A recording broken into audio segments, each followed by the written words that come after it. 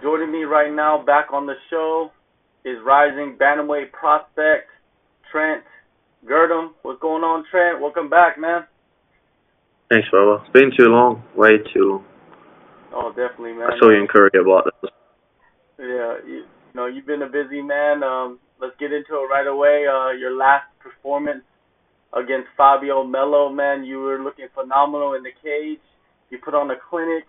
Take us back to that fight. Before, during, and after. Before, it's just like amazing now. I'm having Fabricio in my corner every fight now. Because it's like, when you got someone that really cares, like a brother in your corner, whatever happens, he's going to be there for me after. And since he's been cornering me, he holds a bit of pads for me too. I've knocked everyone out, so maybe I've got a bit more power now. I don't know. Just, he's good luck for me, so I'm going to take him again. And it felt amazing. It's just, now I'm back to where I was before I lost to, in the right headspace, right place, perfect timing. Let's go back to the two losses that you had, in 2018. Coming off those losses, and was it difficult to kind of get back in there and get your mind right and get that win in your next fight? First, it was like a bit. It was good and bad. The good was I realized a lot of people don't have my back. I'm like 20 years old, 8-0. Everyone's UFC, UFC this, UFC that, big shows. I just wanted to test myself against people outside the UFC. I don't want to build my record. So the losses were good, but I think 9 out of 10 times I can beat those guys. I just mental lapses, not training right.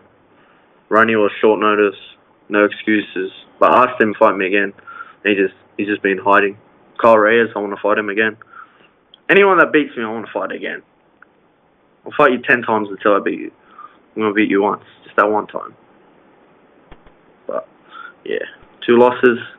Everyone forgot about me, and now I'm back. That's how the sport is. Highest highs, lowest lows. How did you get over those 2 losses? Basically, I just realized who were my friends and who weren't. Who was good for me, who was bad. Like, I think it's like 2 years now. I left my gym where I wasn't happy. I didn't like the people I was training with. And now I'm just in a right mindset where I'm surrounded by people I know actually care, love me. It's just, I think it's Thailand, I love Thailand. I want to walk out with a Thai flag. Like, I love this place that much. But I don't forget where I'm from. Western Sydney. I have a good boxing coach there, and every time I go home, I work with him. He's another thing that's changed.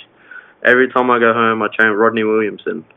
If you saw my last fight, how good my boxing's gotten, and I'm going to put any bantamweight in the world to sleep. It's not going to be one shot, but I'm going to pick them apart. A lot of punches. I don't have power. I just got cardio. After the losses, you got a good win. You went to China, and you got a finish. Then you stepped outside of MMA and took a couple fights in shoot boxing and kickboxing. How did those 2 fights outside of MMA improve your overall skill set? I think just confidence in my striking. I've always been a striker, but when I fought Ronnie, I shot. Like, I don't really go for takedowns. I like to keep the fight standing. Same thing as Kyle Reyes. I'm trying to grapple with brown belts when I'm a purple belt. And I know I'm better on the feet. It's just really confidence. Like, I fought Kenta Yamada, 4 days notice, lose 5 kilos. I was in my room eating Fruit Loops when I got the call. I said, yeah, I'll fight him. And he just fought. And he's fought twice in one championship. He's ranked top 15 in the world for kickboxing.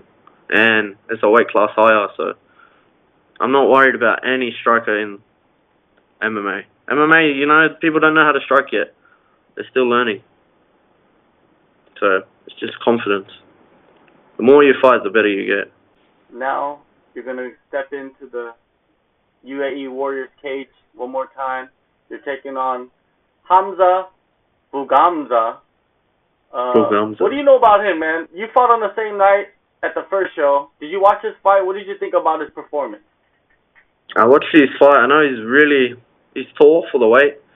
I'm pretty tall for the weight, but he's taller than me. He's skinny. He says he's a Muay Thai world champion, but He ain't no Muay Thai world champion. He's over in like Europe being a Muay Thai world champion. If he came to Thailand, everyone would destroy him.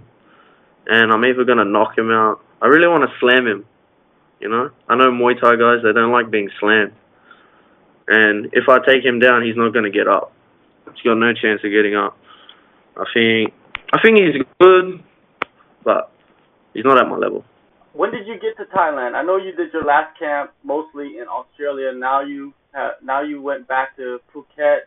When did you start your camp, and who have you been working closely with for this fight? Well, first, I was in Thailand when I got the Fabio fight, and I got cut over my right eye.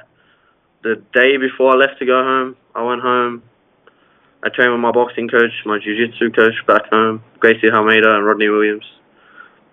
Fought, I think, one of the best fights I've fought in a while. And then I got back to Thailand 3 weeks ago. I was just getting a bit, you know, when I go home, my mum cooks me a lot of food, a lot of brownies, a lot of McDonald's, pizza.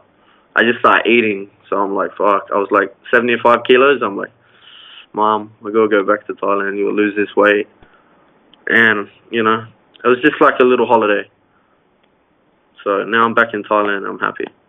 How's the training now? You know, it seems like every day Tiger Muay Thai has bigger names, better fighters, you know, and it doesn't really matter about the names, but it's just like there's so many different types of people and fighters out there you can train with, K1 guys, MMA guys.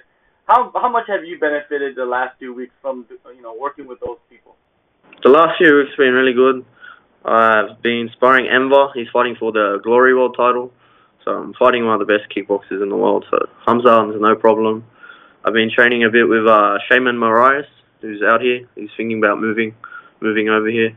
He's been helping me a lot. Bruno, Fabricio, my normal squad. George, Hickman Bros. And every morning I train with Glenn Sparv. We do boxing. We go for a run, do boxing. So I'm training with the best athletes and fighters in the world. Glenn Sparv, he's a light heavyweight, middleweight, open weight. Yeah, he's a welterweight, he's a heavyweight, he's sparring with level. him? You know, what's going on with him? Nah, we're not sparring. We're a bit lazy, so we get up a bit later. I hit my run, I do some shadow boxing, and then I do an hour boxing with him. It's just good, you know. Glenn's a good person. See him as a mentor, older brother. It's just nice to get that first session out the way. And, you know, he needs to work on his striking a bit. Don't tell him I said that. He's going to fuck me up. He's going to find out when he sees this interview. He's going to watch. Oh, shit. Cut. But, now with this UAE Warriors, man, I saw after that fight, your first fight, after you beat Fabio Mello, you stated that you're interested in fighting for the title. You know, what's the status on that? Well, at first, I thought I was going to fight for the belt straight away, and then they offered me a number one contendership fight with Andre Modoka, a 10-2 Brazilian. I was happy, took the fight. So I didn't even look him up, just took the fight. He pulled out, and then they said, oh, we got a Chinese guy. He said no to me. I was, you know, guys with good records were saying no. Hamza, he's standing up, you know. That's the Muay Thai mentality. He doesn't care about his record. He just wants to get in there and fight. So I'm pretty happy. But I win this fight, and I'm pretty sure September I'll be fighting for the title. I don't know who yet, but anyone. I don't mind. What's your plans after the fight? Are you going back to Australia, or are you going to go straight back to Phuket and start training for whatever comes up next? Are you going to be ready for the, you know, who knows, man? The UFC could call. Anything could happen. Yeah. Me and Fabricio, we're going to go to Dubai for 2 days.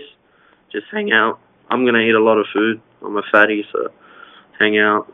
Check. I never really do that. I've never stayed anywhere after a fight. Always back home, straight to business, back to training. But this time I'm just going to have 2 days, and then I'm going to go to the Battlefield show and corner my boy Roger Shipman. It's going to shock the world and knock Brian Caraway out. All right, man. July 5th, UAE Warriors 2, Abu Dhabi. Trent, it's always good talking to you, man, and good luck on everything that you're doing, and the future that you have is bright. Yes, it is.